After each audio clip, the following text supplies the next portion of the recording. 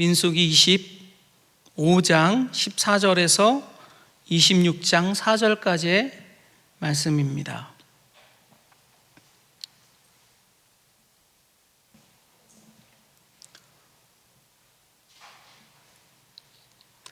찾으셨습니까? 네, 함께 봉독하도록 하겠습니다. 죽임을 당한 이스라엘 남자 곧 미디안 여인과 함께 죽임을 당한 자의 이름은 시므리니 살루의 아들이요 시므온이니 조상의 가문 중 한 지도자이며, 죽임을 당한 미디안 여인의 이름은 고수비이니 수르의 딸이라. 수르는 미디안 백성의 한 조상의 가문의 수령이었더라. 야훼께서 모세에게 말씀하여 이르시되 미디안인들을 대적하여 그들을 치라. 이는 그들이 속임수로 너희를 대적하되 부올의 일과 미디안 지휘관의 딸 곧 부올의 일의 연병으로 일어난 날에 죽임을 당한 그들의 자매 고수비의 사건으로 너희를 유혹하였음이니라. 연병 후에 야훼께서 모세와 제사장 아론의 아들 엘라살에게 말씀하여 이르시되 이스라엘 자손의 온 회중의 총수를 그들의 조상의 가문을 따라 조사하되 이스라엘 중에 20세 이상으로 능히 전쟁에 나갈 만한 모든 자를 계수하라 하시니, 모세와 제사장 엘라살이 여리고 맞은편 요단강 모압 평지에서 그들에게 전하여 이르되 야훼께서 애굽 땅에서 나온 모세와 이스라엘 자손에게 명령하신 대로 너희는 20세 이상 된 자를 계수하라 하니라. 아멘. 두 번째 인구조사, 이와 같은 제목으로 은혜를 나누도록 하겠습니다.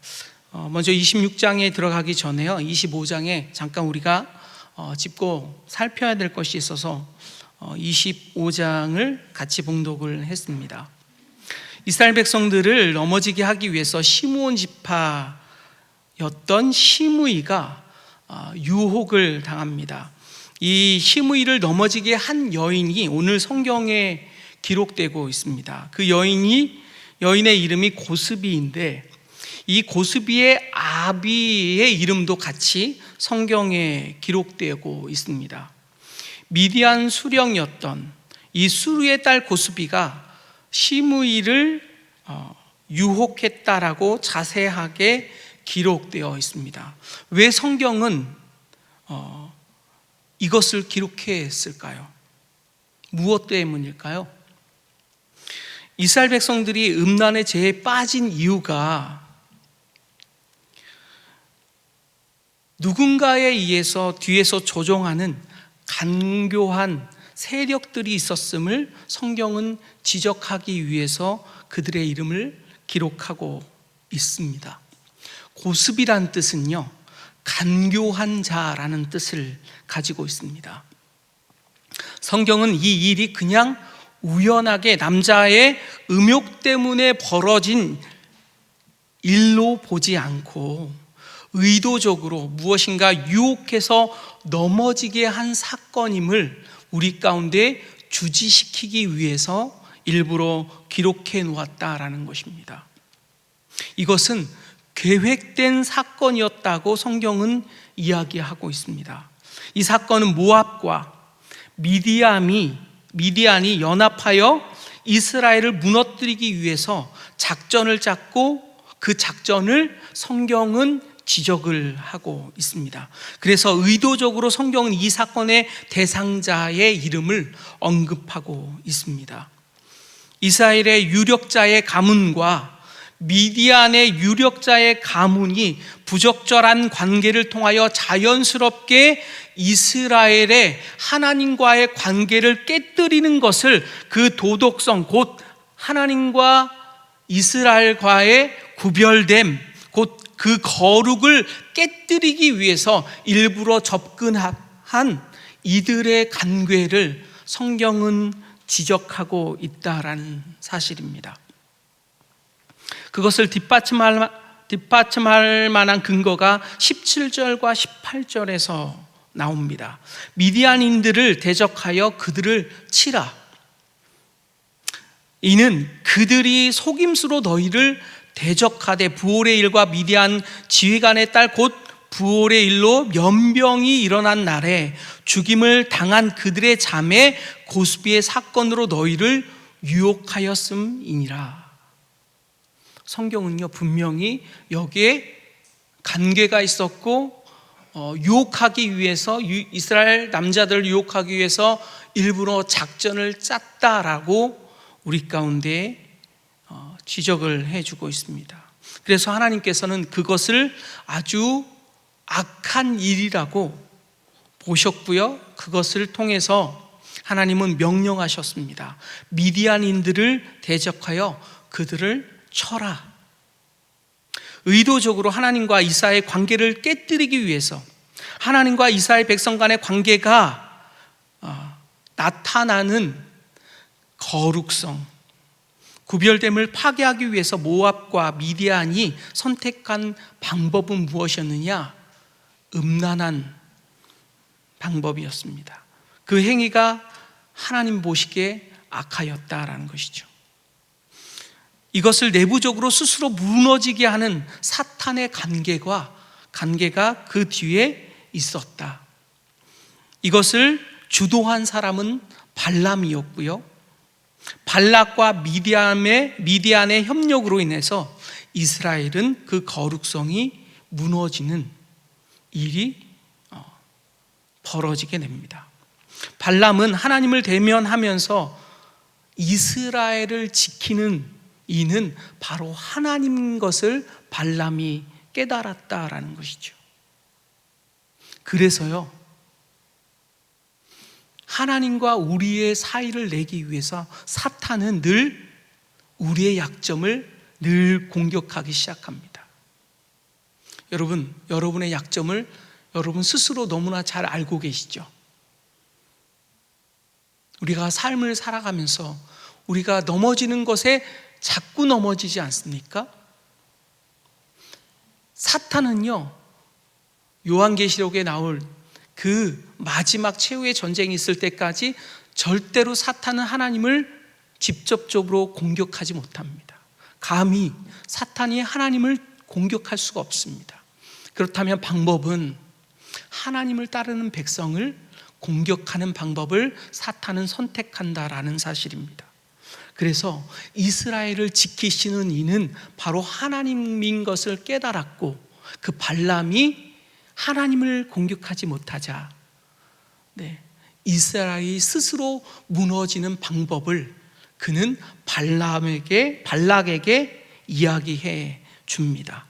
하나님과 이스라엘의 관계를 깨뜨리는, 스스로 무너지게 하는 그들의 계략이 뒤에 숨어 있었다라는 것이죠. 그래서 발락은 이스라엘에게 유혹될 수 있는 것이 가나안의 문화에 있다라는 것을 놓치지 않았습니다. 그래서 미디안을 끌어들이기 시작합니다. 직접적으로 모압이 그 일을 벌이면 나중에 이것이 들통났을 때 모압이라는 민족이 위태할 것을 계산하고 누구를 끌어들입니까? 제3자였던 미디안을 끌어들여서 이스라엘을 유혹하는 그런 계략을 썼다라는 것입니다. 그래서 여기에 미디안의 수령, 곧 수르를 기록하고 있다라는 것이죠. 그 일에 수르를 끌어들였고 그 수르의 딸이었던 고스비를 이용합니다. 여러분, 참으로 무섭지 않습니까? 이스라엘 무너뜨리기 위해서 자기 딸을 유력자의, 그것도 가정이 있는 가장에게 자기의 딸을 줍니다. 얼마나 가증스럽습니까? 그런데 사탄은요, 그거를 충분히 이용했다라는 것이죠. 하나님께서 그것에 대해서 진노하셨고, 그래서 간교한 미디안을 치라고 하나님은 명령하고 계십니다. 그래서 민수기 31장 6절과 12절에 그와 같은 하나님이 그렇게 명령하였을 때 이스라엘이 미디안을 치는 일들이 벌어집니다. 민수기 31장 가보세요. 그리고 6절에서 12절을 한번 보십시오. 민수기 31장 6절에서 12절. 네, 보십니까? 제가 읽겠습니다. 모세가 각 지파에 1000명씩 싸움에 보내되 제사장 엘르아살의 아들 비느하스에게 성소의 기구와 시노나팔을 들려서 그들과 함께 전쟁에 보내매 그들이 야훼께서 모세에게 명령하신 대로 미디안을 쳐서 남자를 다 죽였고 그 죽인 자 외에 미디안의 5 왕을 죽였으니 미디안의 왕들은 에위와 레겜과 또 누가 나옵니까? 수루. 네. 직접적으로 이스라엘을 미혹하기 위해서 가담했던 이 수루가 이 이름이 등장하고요. 그가 죽임을 당했다라고 기록되어 있습니다. 후루와 레바이며 또 무엇이 기록되어 있습니까? 부올의 아들 발람을 칼로 죽였더라. 그들의 최후를 볼 수가 있습니다. 이스라엘 자손이 미디안의 부녀들과 그들의 아이들을 사로잡고 그들의 가축과 양떼와 재물을 다 탈취하고 그들이 거처하는 성읍들과 촌락을 다 불사르고 탈취한 것, 노력한 것, 사람과 짐승을 다 빼앗았느니라. 그들이 사로잡은 자와 노력한 것과 탈취한 것을 가지고 여리고 맞은편 요단 강가 모압 평지의 진영에 이르러 모세와 제사장 엘르아살과 이스라엘 자손이 회중에게로 나오니라. 네, 그들의 최후를 볼 수가 있습니다. 성경에 이 사건의 전말을 우리에게 알게 한 까닭은 그 유혹에 대해서 세상에 밝히 알게 하려 함이었습니다. 성경은 이들의 간교함을 드러냅니다. 그 뒤에 이 사건에 조종한 세력들이 있음을 우리에게 알리고요.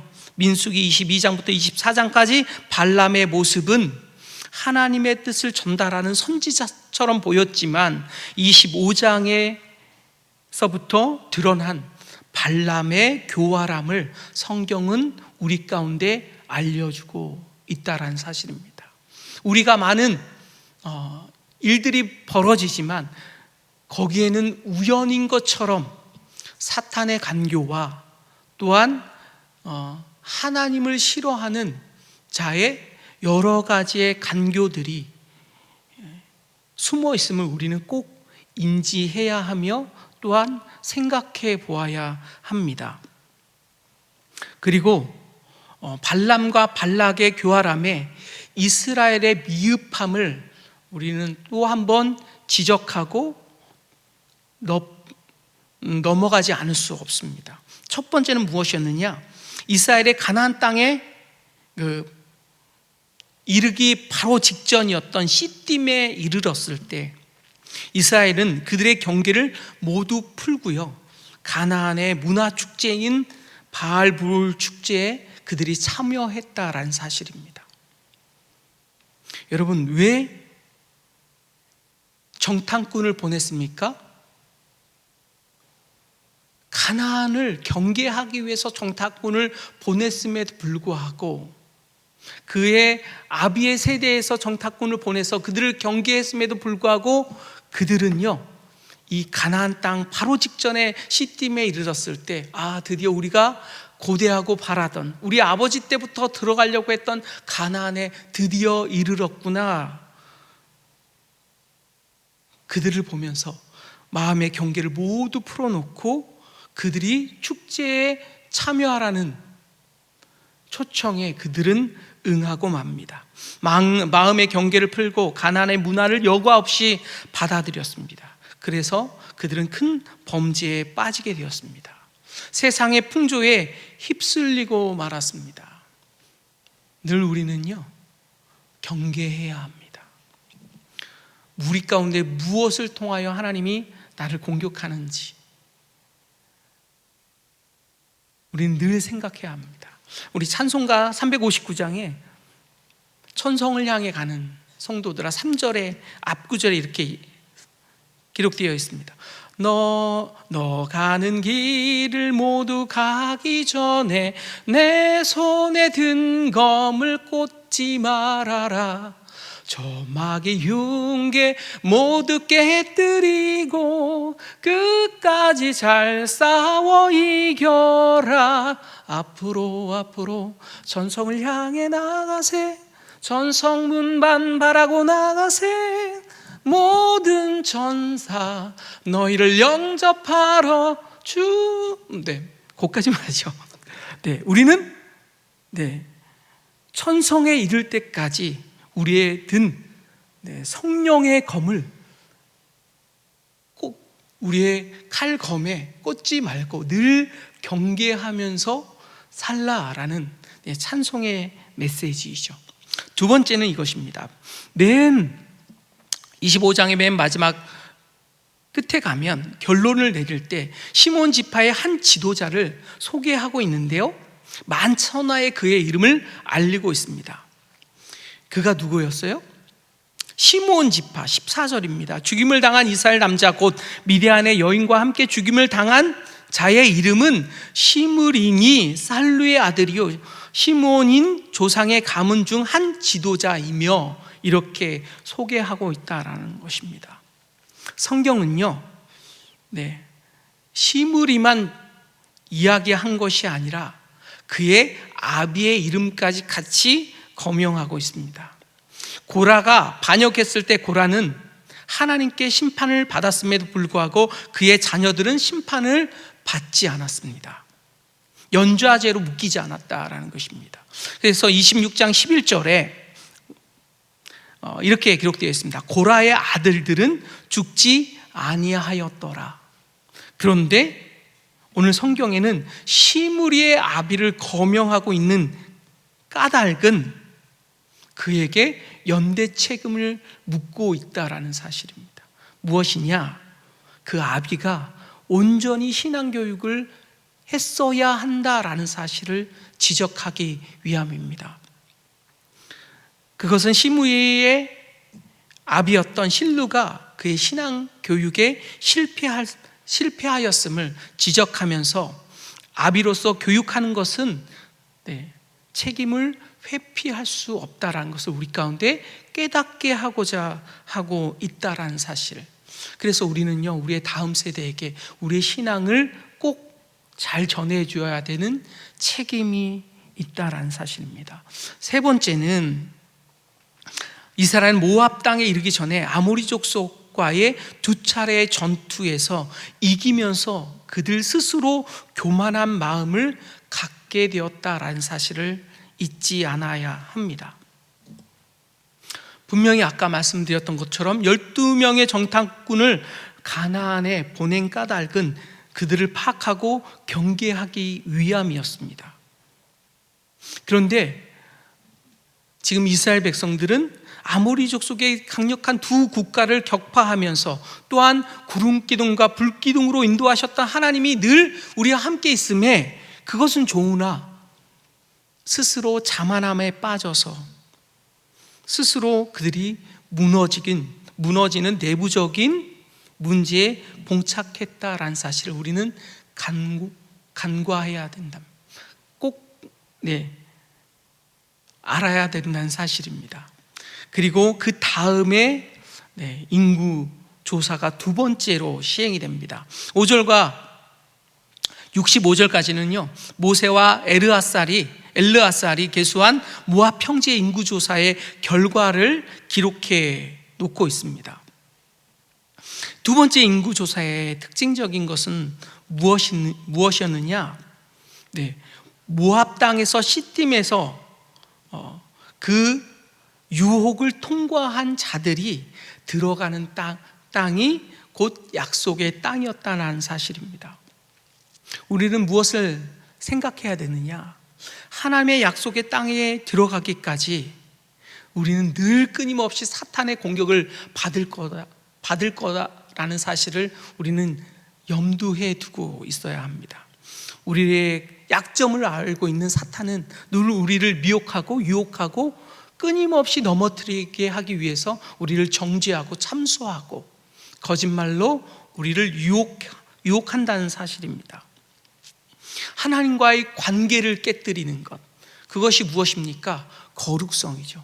하나님께서 그 거룩함을 유지하심과 같이, 그래야 우리와 하나님 사이가 온전히 관계가 유지되는데, 그 관계를 유지하는 것은 무엇입니까?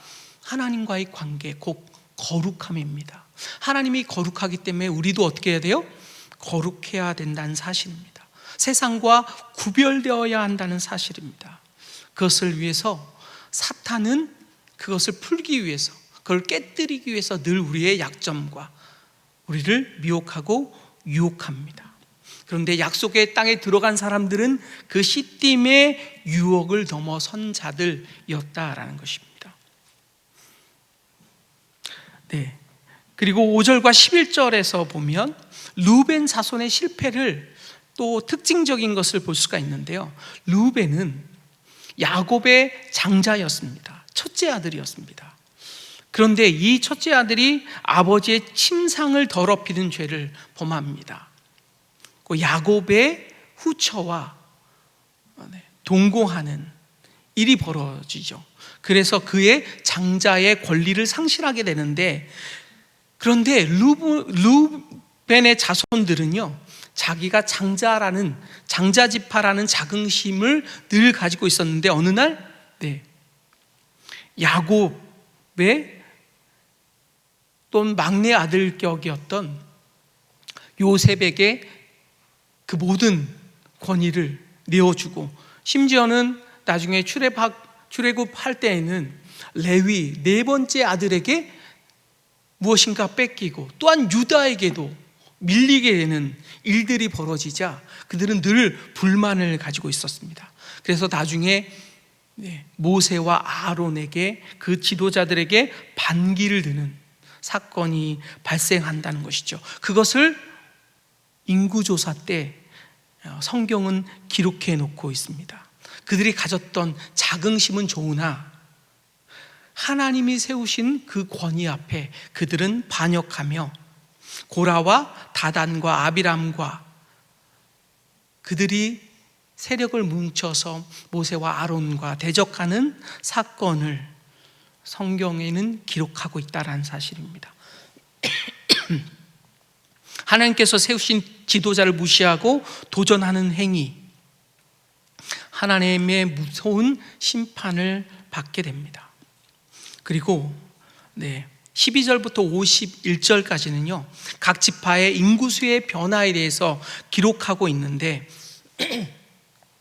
여기서 1차 인구조사와 2차 인구조사 때는 거의 숫자가 다르지 않았습니다. 60만에 거의 비슷했는데 살짝 줄었습니다. 한 1822명이 1082명이 줄었거든요. 아주 미미한 차로 줄었는데, 그런데 현격하게 줄은 지파가 눈에 띄었습니다. 그것이 시므온 지파였습니다. 1차 인구조사 때는 59,300명이었던 그들의 인구수가 2차 조사 때는 22,200명이었습니다. 반도 안 되는 숫자가 되었다라는 것입니다. 성경은 이것에 대해서 기록하고 있습니다. 왜 기록했을까요? 가나안에 진입을 할 때 그들은 음행 사건을 벌어지게 되고요, 그 음행 사건의 시므온 지파가 중심에 서 있었다라는 것을 성경은 우리 가운데 지적해 주고 있습니다. 지도자의 범죄로 인해서 그 공동체가 무너지는 것을 인구조사를 통해서 우리는 그 메시지를 전달받고 있습니다. 약속의 땅 가나안에 들어가기 전에 하나님의 인구조사를 통해서 전열을 정비하게 하시고요, 그 인구조사를 통해서 가나안에 들어가서 차지할 땅에 그 땅을 분배하게 되는 귀한 자료로 쓰이게 됩니다. 또한 인구조사는요, 과거를 돌아보면서 약속된 미래를 준비해야 함을 우리 가운데 보여주고 있습니다. 이 인구조사를 통해서 과거의 일들을 하나님은 거기서 기록하면서 앞으로는 이런 범죄, 이런 일들은 너희들이 꼭 생각하고 하나님 앞에 범죄하지 말아야 함을 우리 가운데 깨닫게 하고 있다라는 사실입니다. 그것을 통해서 하나님 앞에 온전히 신뢰하며 하나님과 더불어 우리의 앞길을 걸어가야 함을 우리 가운데 메시지를 통해서 전해주고 있습니다. 기도하겠습니다. 하나님 아버지 감사합니다. 우리가 꼭 경계해야 될 것들을 우리가 살펴보았습니다. 하나님, 우리의 약점들 사탄이 너무나 잘 알고 있는데 그 모든 것을 이길 수 있는 방법은 우리 하나님 앞에 의지하며 성령을 구하며 나아갈 때 성령께서 우리의 도우심에 따라서 하나님의 말씀에 따라서 우리가 이기고 승리할 수 있도록 늘 말씀을 가까이 하게 하시고 늘 하나님과 기도로서 예배로서 가까이 하게 하여 주옵소서. 예수님의 이름으로 기도하였습니다. 아멘. 하늘에 계신 우리 아버지여, 이름이 거룩히 여김을 받으시오며 나라가 임하시오며 뜻이 하늘에서 이루어진 것 같이 땅에서도 이루어지리이다. 오늘 우리에게 일용할 양식을 주시옵고 우리가 우리에게 죄 지은 자를 사하여 준 것 같이 우리 죄를 사하여 주시옵고 우리를 시험에 들게 마시옵고 다만 악에서 구하시옵소서. 나라와 권세와 영광이 아버지께 영원히 쌓옵나이다. 아멘. 말씀을 기억하면서 오늘도 우리나라와 민족을 위해서 또한 우리 순복음 도봉교회를 위해서 김영정 우리 담임 목사님을 위해서 5월 28일 전도 축제를 위해서 여러분의 가져온 모든 기도의 제목을 위해서 주여 삼창하시며 간구합니다. 주여 주여 주여. 하나님 아버지, 오늘도 하나님 감사합니다. 오늘도 하나님 우리가 하나님 앞에 섭니다. 말씀 앞에 섭니다. 하나님 이 자리 같이 하여 주사 말씀을 상고하며 하나님 앞에 나가매 하나님이여, 오늘도 우리가 넘어뜨린 많은 것들, 하나님 이스라엘 백성을 하나님 무너뜨리고 넘어지게 했던 많은 것들이 하나님 아버지 오늘 말씀을 통하여 우리 가운데 깨닫게 하시고 알게 하여 주시니 감사합니다. 이 자리에 하나님 함께 하여 주사 하나님의 은혜와 은총으로 말미암아 넉넉하게 이길 수 있도록 인도하여 주옵소서. 성령이여, 하나님 우리의 마음과 생각을 주장하여 주사 말씀을 깨닫게 하여 주시고 그 말씀의 하나님 바탕으로 하나님 아버지 우리의 신앙생활을 하며 하나님 신앙생활 가운데 능히 감당할 수 있도록 성령이여 우리의 마음을 주장하여 주옵소서. 우리 주 예수 그리스도의 이름에 하나님의 능력을 구하며 나갈 때 우리 가운데 하나님의 놀라운 은혜와 은총으로 말미암아 오늘도 넉넉하게 이길 수 있도록 우리 가운데 함께하여 주옵소서. 우리 가운데 하나님의 능력을 부어 주옵소서. 하나님, 사탄은 늘 하나님 우리를 넘어뜨리게 하며 우리를 정죄하며 참수하며 우리 가운데 하나님 넘어뜨리게 하는 많은 하나님 계략으로